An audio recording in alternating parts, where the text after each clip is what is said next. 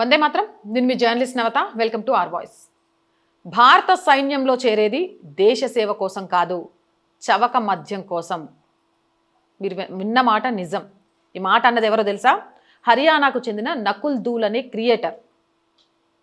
వాడి నోటి దూలతో భారత సైన్యాన్ని అవమానించిన తీరు ఆ వీడియో చూపిస్తాను, చూడండి. इस देश में वैसे आर्मी में जाने के लिए लोग इतने पागल क्यों है पता है? दूसरे देशों में क्यों नहीं है? क्योंकि यहाँ पे कैंटीन में दारू सस्ती मिल रही है। ठीक है, कैंटीन में दारू सस्ती मिल रही है, कैंटीन में दारू सस्ती मिल रही है, कैंटीन में दारू सस्ती मिल रही है, कैंटीन में दारू सस्ती मिल रही है। इस देश में वैसे आर्मी में जाने के लिए लोग इतने पागल क्यों है पता है? दूसरे देशों में क्यों नहीं है? क्योंकि यहाँ पे कैंटीन में दारू सस्ती मिल रही है। ठीक है, कैंटीन में दारू सस्ती मिल रही है, कैंटीन में दारू सस्ती मिल रही है, कैंटीन में दारू सस्ती मिल रही है, कैंटीन में दारू सस्ती मिल रही है। చూసారా? ఈ ఒక్క వ్యాఖ్య వేలాది మంది భారత సైనికుల త్యాగాన్ని అవమానించడానికి కాకపోతే మరి దేనికి?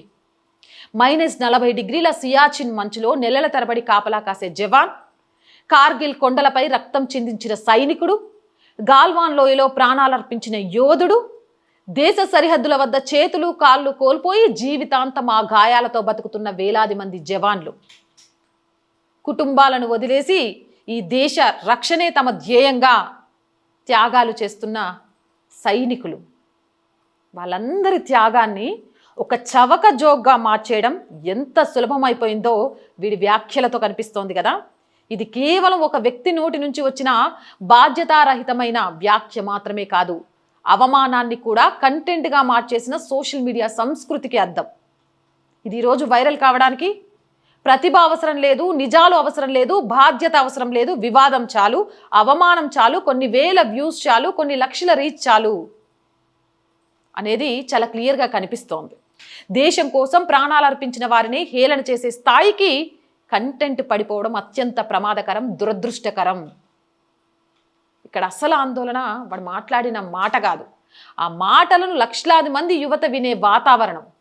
15 సంవత్సరాలు, 18 సంవత్సరాలు, 20 ఏళ్ల యువకుడు ప్రతిరోజు ఇలాంటి కంటెంట్ చూస్తూ పెరిగితే రేపతని మనసులో సైనికుడి స్థానం ఏంటి, త్యాగం విలువ ఏంటి, దేశ సేవ అంటే ఏంటి, ప్రశ్నలకు అర్థం మారిపోతుంది.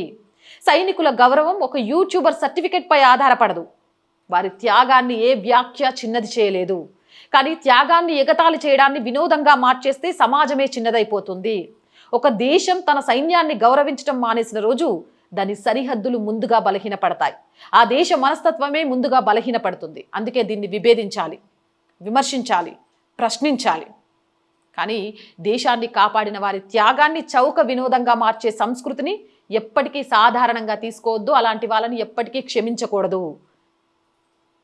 దేశాన్ని కాపాడేది కంటెంట్ కాదు, సరిహద్దుల్లో నిలిచే సైనికుడు. ఆ విషయాన్ని తెలుసుకోవాలి. ఇలా సైనికులను అవహేళన చేసి మాట్లాడిన ఈ వ్యక్తిని ఏమాత్రం కూడా క్షమించకూడదు.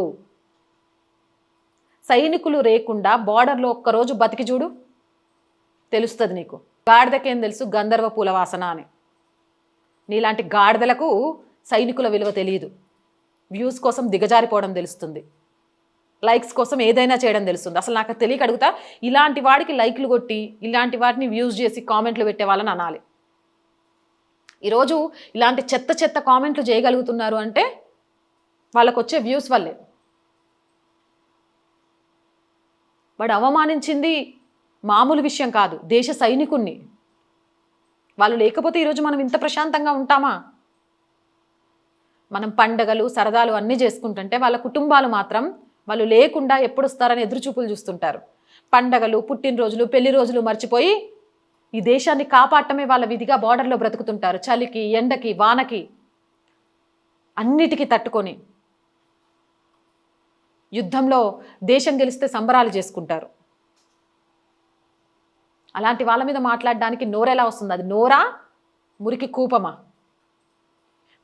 వాడు మాట్లాడిన వ్యాఖ్యల్ని సుమోటోగా తీసుకొని కేసు నమోదు చేసి ఇంకొకటి ఇలాంటి మాటలు మాట్లాడకుండా ఉండే విధంగా కఠిన శిక్ష పడాలని కోరుకుంటున్నా. మీరేమంటారు? మీ అభిప్రాయం ఏంటి? కామెంట్ చేయండి. జై హింద్, జై భారత్.